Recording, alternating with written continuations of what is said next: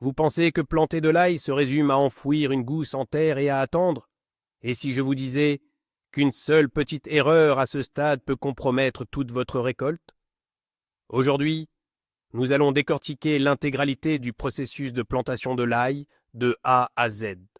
Et je vous garantis que vous découvrirez au moins 3 secrets que même les jardiniers les plus expérimentés préfèrent garder pour eux. Pour commencer, faisons tout de suite une distinction essentielle. Il existe l'ail d'automne, que l'on plante avant l'hiver, et l'ail de printemps, que l'on met en terre au printemps. Ils nécessitent des techniques de culture différentes et offrent des résultats distincts. Aujourd'hui, nous allons nous concentrer sur l'ail d'automne, car c'est sa mise en terre en automne qui garantit les têtes les plus grosses et les plus savoureuses l'été prochain. Commençons par le commencement, le choix du bon moment. Ce n'est pas qu'une simple date sur le calendrier, c'est sans doute l'étape la plus cruciale, celle qui déterminera 90% de votre succès. La période optimale pour planter l'ail d'hiver est environ 3 à 4 semaines avant l'arrivée des gelées persistantes. Pourquoi est-ce si crucial? Imaginez, durant cette période, chaque gousse doit avoir le temps de faire l'essentiel, développer ses racines. Elle doit s'ancrer solidement dans le sol pour survivre au long et froid hiver. Il lui faut créer sa propre ancre. Mais que se passe-t-il si vous le plantez trop tôt, par exemple, durant la douceur de septembre? L'ail s'y méprendra, pensant que le printemps est arrivé. Non seulement il développera des racines, mais il fera aussi apparaître de jeunes pousses vertes et tendres à la surface. Et c'est là que réside le piège. La première gelée sérieuse détruira ses pousses. La plante aura dépensé son énergie inutilement et abordera l'hiver affaibli. En conséquence, sa reprise au printemps sera lente et en été, les têtes d'ail resteront petites. Mais il ne faut pas non plus tarder. Si vous plantez l'ail juste avant les premières gelées, il n'aura tout simplement pas le temps de s'enraciner. Un système racinaire faible ne résistera pas au gel de la terre et au printemps, vous risquez de ne pas voir la moindre pousse. Alors, comment capter ce moment idéal? Surveillez les prévisions météorologiques à long terme pour votre région. La température moyenne quotidienne peut servir de repère. Dès qu'elle se stabilise entre 5 et 7 degrés Celsius et qu'elle se maintient ainsi pendant plusieurs jours, c'est le moment. C'est votre signal pour agir. Passons maintenant au choix de l'emplacement idéal sur votre parcelle. Imaginez que vous sélectionniez un appartement pour un invité de très grande importance. L'ail est précisément cet invité. C'est un véritable connaisseur de confort. Il adore le soleil et déteste absolument avoir les pieds mouillés. Choisissez donc pour lui la parcelle la plus ensoleillée, et si possible, légèrement surélevée. Si votre terrain se trouve dans une cuvette où l'eau stagne au printemps ou après de fortes pluies, l'ail ne s'y développera pas. Ses racines et la future tête vont tout simplement pourrir. Il a besoin d'espace et de beaucoup de lumière pour la photosynthèse, car c'est le soleil qui lui donne la force de développer une tête grosse et juteuse. Par ailleurs, il est tout aussi crucial de savoir quelles cultures ont précédé l'ail sur cette parcelle. C'est ce qu'on appelle les règles de la rotation des cultures. Les ignorer, c'est prendre un risque conscient pour votre récolte. Les prédécesseurs idéaux pour l'ail sont les cultures pour lesquelles vous avez apporté une bonne quantité de matière organique. On compte parmi eux les concombres, les courgettes, les citrouilles, le chou précoce, ainsi que les légumineuses comme les pois ou les haricots.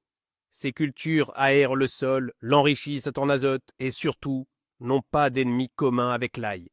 Maintenant, soyez particulièrement attentifs. Voici la liste des cultures à éviter absolument. Il est formellement déconseillé de planter de l'ail après des oignons et de l'ail lui-même. Ils partagent les mêmes maladies et parasites qui s'accumulent dans le sol au fil des ans. Planter de l'ail après ses proches, c'est un peu comme refaire les mêmes erreurs, en courant à la catastrophe et dans le jardin. La pomme de terre n'est pas non plus le meilleur choix. Après elle, le sol peut contenir des agents pathogènes de la fusariose, dangereux pour l'ail. En choisissant le bon emplacement, vous jetez les bases de la santé et de l'abondance de votre future récolte. Vient ensuite la préparation du sol. Si nous avons choisi le bon emplacement pour l'ail, il faut maintenant lui préparer un lit douillet. Le lit de culture pour l'ail d'hiver doit être comme un édredon en plumes, doux, meuble et riche en nutriments. Alors, on ne lésine pas sur l'effort, on prend sa bêche. Il faut bien retourner la terre de la planche de culture sur au moins un fer de bêche. Ceci permet au sol de s'oxygéner et aux futures racines de s'enfoncer facilement en profondeur. Mais simplement bêcher la terre, ce n'est que la moitié du travail. L'ail, surtout l'ail d'hiver, est un grand gourmand. Il a besoin d'une bonne réserve de nutriments pour passer l'hiver et démarrer en force au printemps.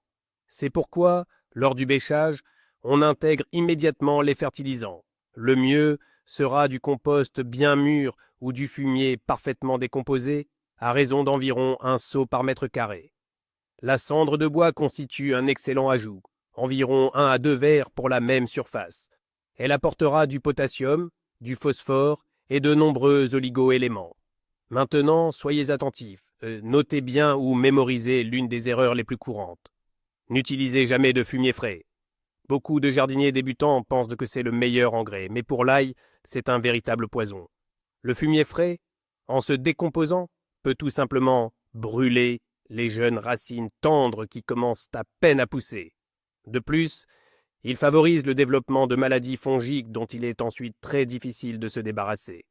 La règle est simple, l'ail se nourrit uniquement d'organiques mûrs et parfaitement décomposés. Passons maintenant au plus important, le matériel de plantation. Ici, une règle simple, mais d'une importance capitale, s'applique. Plus la gousse plantée est grosse, plus la tête d'ail que vous récolterez sera imposante. C'est pourquoi, pour la plantation, choisissez toujours les meilleures têtes d'ail, les plus grosses et les plus saines. Ne lésinez pas sur la qualité. Le petit ail, vous aurez toujours le temps de le manger, mais pour la plantation, réservez de vrais géants. Examinez attentivement chaque tête. Elle doit être ferme, sèche, sans aucune bosse ni tache suspecte.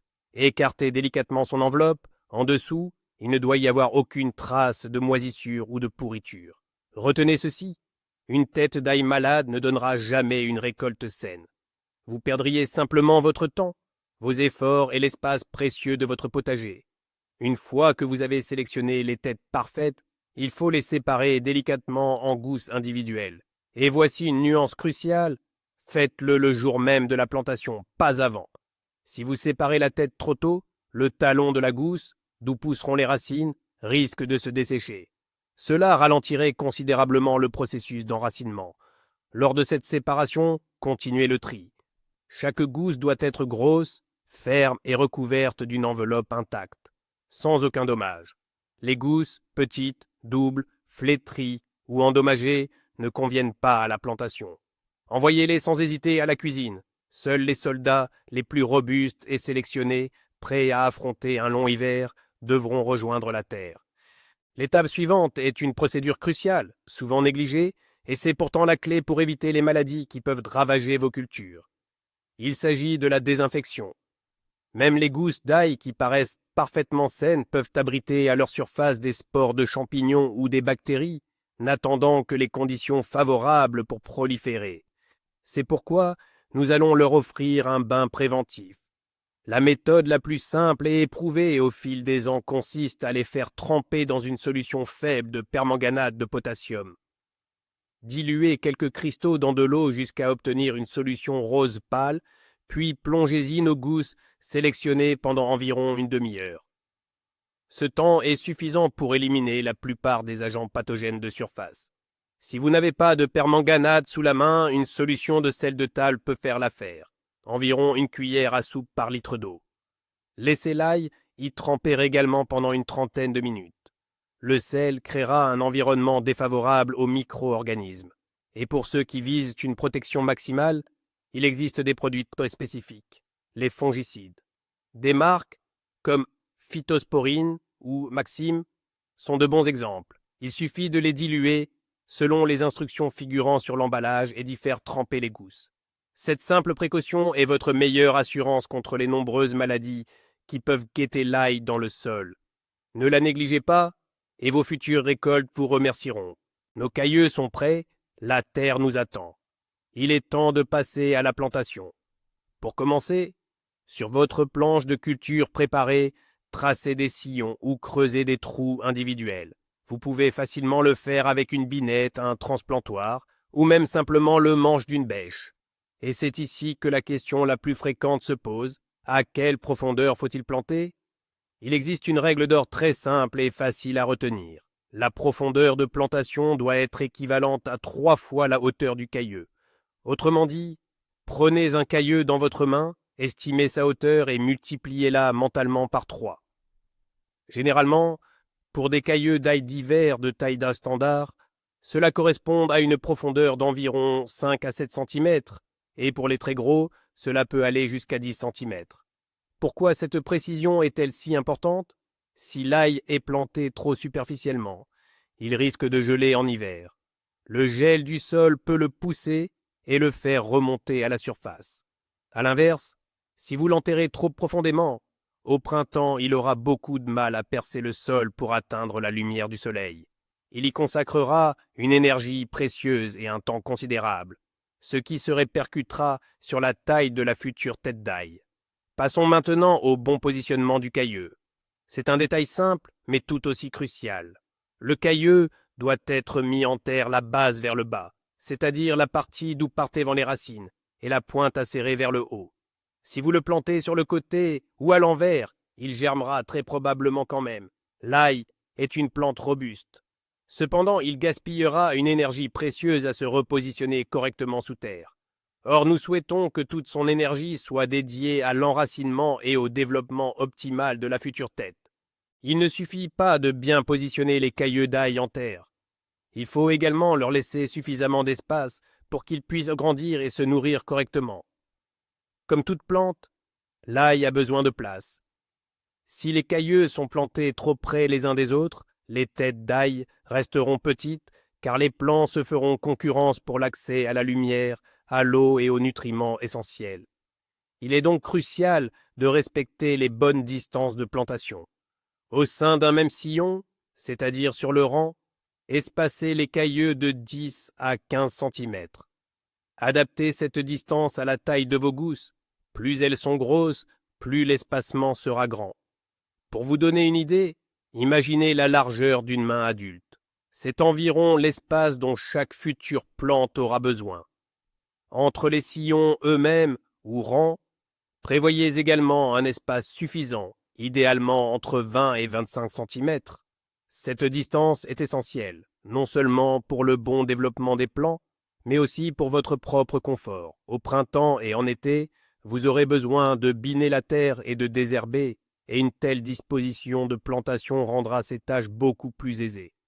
Faut-il arroser la parcelle immédiatement après la plantation? Ici, tout dépendra de la météo et de l'état de votre sol.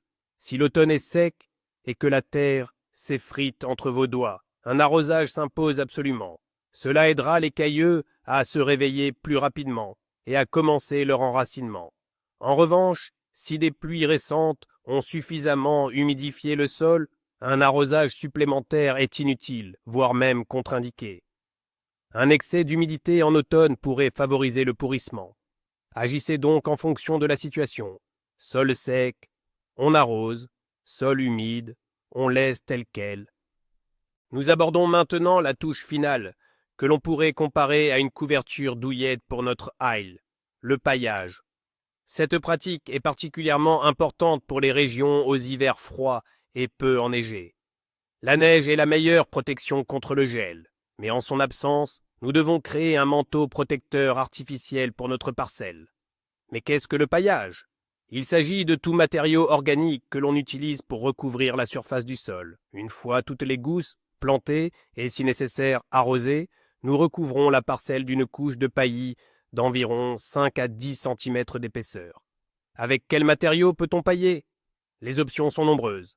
La tourbe, le compost mûr, le fumier bien décomposé, ou simplement les feuilles mortes provenant d'arbres sains et non malades, sont d'excellents choix. Vous pouvez également utiliser de la paille ou de la sciure de bois. Quels sont les bienfaits du paillage? Premièrement, il protège le sol du gel en créant une couche d'air isolante. Sous cette protection, l'ail passera l'hiver dans des conditions plus confortables.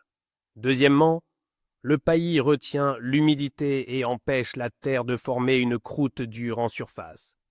Et troisièmement, au printemps, lorsque vous l'écarterez légèrement, il se transformera en un engrais organique supplémentaire pour vos plantes. C'est une méthode simple mais très efficace pour prendre soin de votre future récolte dès l'automne. Et c'est là que réside le grand secret, celui que nous avons évoqué au début. Le succès ne se trouve pas dans une action isolée, mais dans l'addition de toutes ces petites attentions, parfois sous-estimées. Vous avez beau préparer un sol parfait, si vous plantez de l'ail malade, tout sera gâché.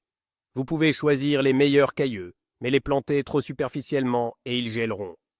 La véritable révélation dans la culture de l'ail, c'est de comprendre qu'aucune étape n'est insignifiante.